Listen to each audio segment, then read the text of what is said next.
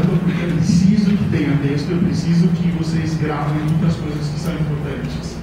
A gente ainda, de certa forma, não entende design, por exemplo, como uma palavra correta. A gente acha que design, muitas vezes, é a forma externa do produto. A gente traduz design como desenho, e não é isso.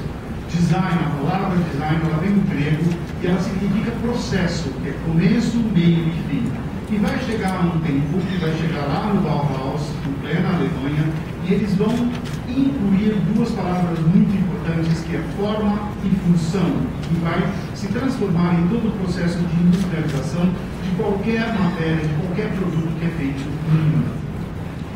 A ideia mais importante disso é a estratégia do design é fortalecer planejamento e estratégias. Não dá mais para a gente sair fazendo coisas sem a gente saber primeiro para quem a gente vai vender. Eu sempre brinco que existe um louco que faz e um louco que vai comprar. O mais difícil é fazer esses dois loucos se encontrarem, muitas vezes. Então, quando você realmente sabe para quem você faz, facilita uma eternidade isso. Então, lembre sempre e tenha em mente que a ideia de planejar e criar estratégias vai fazer com que vocês possam errar menos. Errar menos significa lucro. Tá? Então, se a gente pode imaginar que a gente errou um corte de tecido. Imagina o valor desse tecido que foi calculado errado, ou que foi feita uma peça errada que ninguém comprou e que fica lá empoeirada. De vez em quando é até bom lembrando a gente de que a gente comete erros. Então fica aquele museu do horror que a gente tem que passar de vez em quando para dizer para a gente, olha quando que é possível a gente errar nessa história. Certo, podia mirar para qualquer lugar, miramos. Na realidade, o design, além de criar essa oportunidade da gente pensar, repensar, aprender o tempo todo, ele tem hoje ele faz parte hoje de uma coisa que eu acredito muito, que é fazer com que a gente repense o nosso entorno, o lugar que a gente vive. Porque esse lugar que a gente vive é que vai dar colorido ao produto que a gente faz. Notadamente, a gente vai chegar um pouquinho mais lá na frente na palavra identidade, que tem tudo a ver quando a gente olha para o nosso entorno. E esse nosso entorno ele tem dois fatores muito importantes. Vender para as pessoas que necessitam daquilo, então porque nós conhecemos esse lugar que vivemos, ou é um lugar muito quente, ou é um lugar muito frio, ou é um lugar que venta muito, então tem que ter capuz. Eu estou aqui inventando exemplos para vocês perceberem a importância de estabelecer um design local, por exemplo. Né? E outra forma também de não só fortalecer esse entorno, o design já comunica muito com cores, né? Ele já fala com texturas, ele já fala com as cores, ele já compromete toda essa percepção, que também tem a ver muito com o local. Eu estava no Peru ontem à noite fazendo uma apresentação e era muito divertido que todo limeiro, todo cidadão de Lima usa marrom e preto. E aí a nossa grande conclusão é que eles morrem de vergonha de serem confundidos com cantores de bandas turísticas que vêm lá dos Andes com aquele monte de bando colorido. Então existe um pré-conceito dessas coisas. Então é muito interessante como nós podemos perceber com o nosso olhar de designers, e mais ainda, a Clarice vai falar isso mais ainda aprofundadamente, da possibilidade de como o nosso olhar pode captar essas mudanças e essas modificações para criar um produto certo, no lugar certo, na hora certa, trabalhar com amor, porque trabalhar sofrendo, gente, não dá, tem que pensar muito nisso. Se a gente já tem, de certa forma, a possibilidade de trabalhar formas, as cores, tudo isso, o que mais me interessa hoje é que o design, de certa forma, quando eu penso no entorno, eu também estou favorecendo relações sociais, eu também estou criando uma ramificação muito poderosa.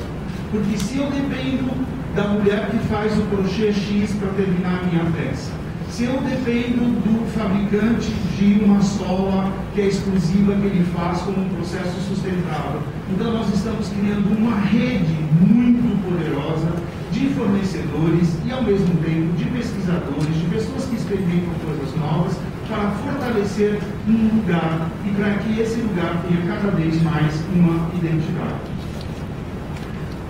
O design tem que favorecer essas relações sociais, ele tem que proporcionar momentos com os consumidores e fortalecer a ideia do entorno. Então, cada vez mais, essa é uma história muito interessante. A Andrea Risper fala sempre uma coisa maravilhosa que eu nunca esqueço: nós temos que nos transformar, além de designers, em contadores de histórias.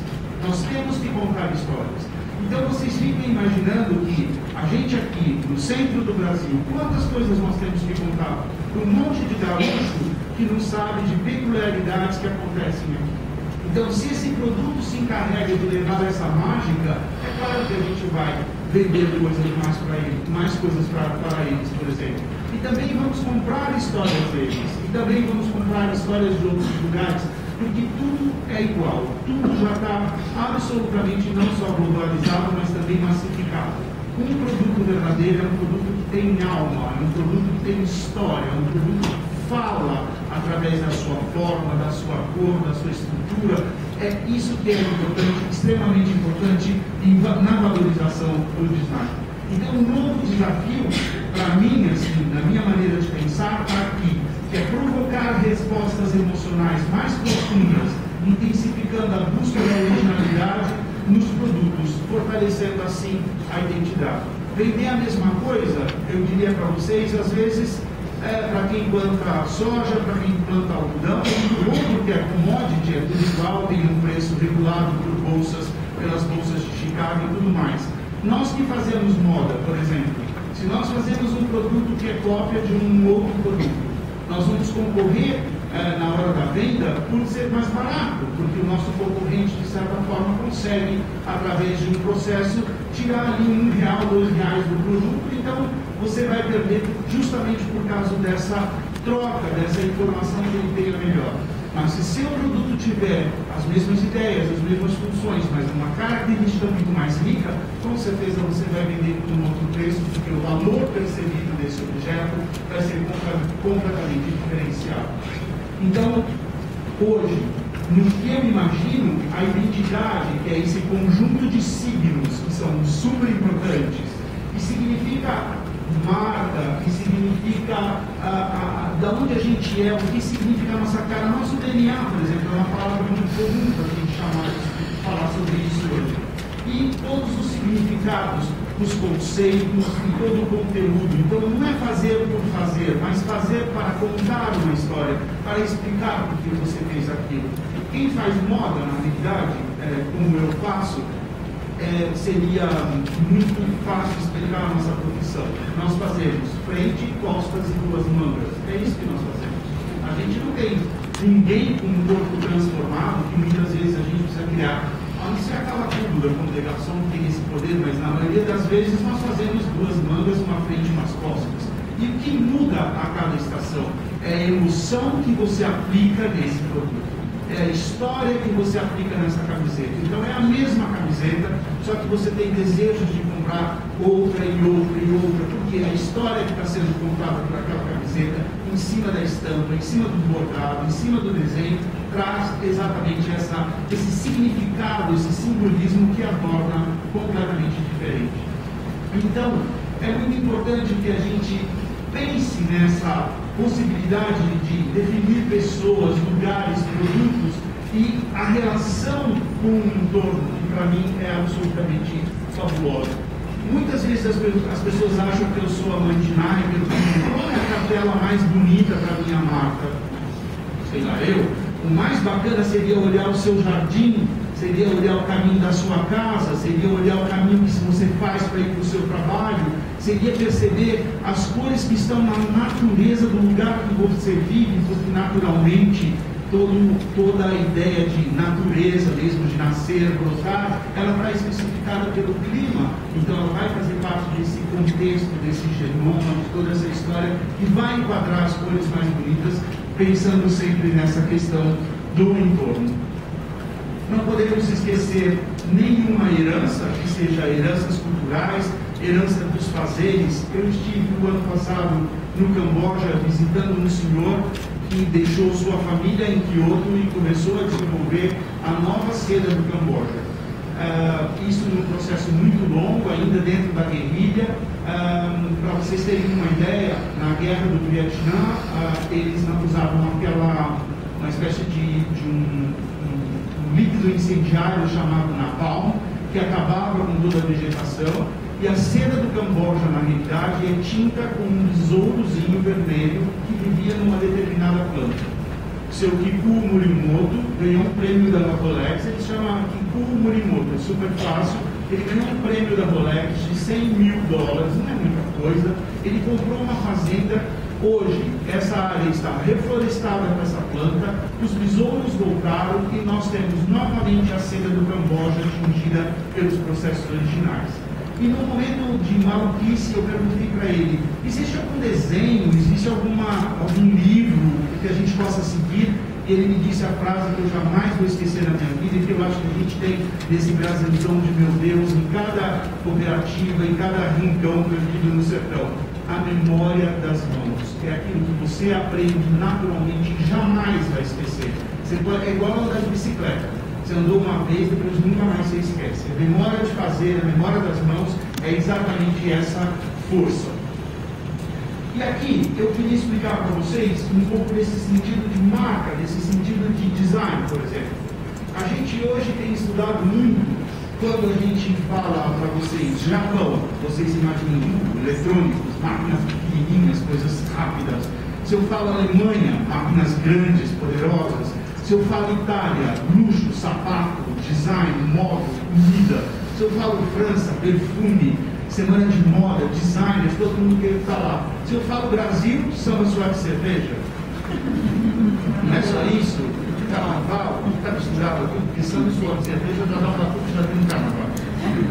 Então eu fico pensando muito nisso, no quanto nós somos poderosos, por exemplo, que a gente tem, se eu consigo achar, o carnaval. A gente tem essa noção por 9.800 e 500 e alguma coisa, 9.550 e poucos quilômetros de praia. Nós somos um porto imenso, a gente é uma praia imensa. Então a sensação que as pessoas têm da gente é que a gente vive de férias. Está todo mundo pelado na praia de férias. É bem interessante essa visão que as pessoas têm. Outra coisa que as pessoas têm é que a gente vive na Amazônia. Que tem cobra na rua, que tem onça passando no quintal. Às vezes até tem, é bacana, mas não é assim. Ou então que a gente tem em casa, cada um de nós, a gente tem um Pelé ou tem um Neymar como filho, sobrinho. Outra versão também. Então, isso são estereótipos que na realidade formam essa ideia da identidade que a gente tem e que naturalmente focaliza em design de produto. Então eu tenho uma pergunta para os senhores que é muito interessante. Nós teremos Copa do Mundo, que é o primeiro nosso grande evento. Eu venho falando isso há 2 anos. Ninguém nunca me deu uma resposta assertiva sobre isso. Nós estamos a pouco da Copa. Ninguém se moveu para fazer nada. 600 mil pessoas são esperadas aqui no Brasil. De 600 mil, eu acredito que entre 500 e 530 serão homens. Esses homens todos virão com uma culpa muito forte, porque a namorada, a filha, a mulher ficou lá. Então esses caras vão ter que comprar presentes.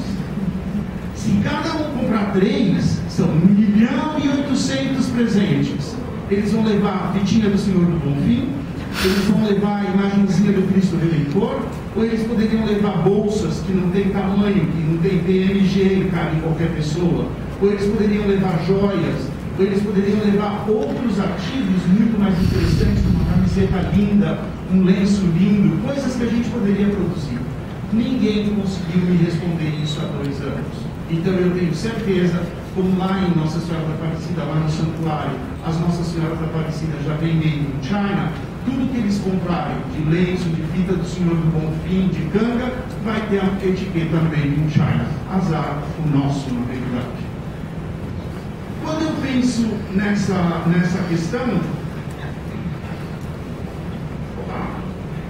eu acho que o mais importante é a criação dessas estratégias. Como é que nós vamos trabalhar essas estratégias para termos exatamente produtos sensacionais, interessantes e que tem na nossa casa?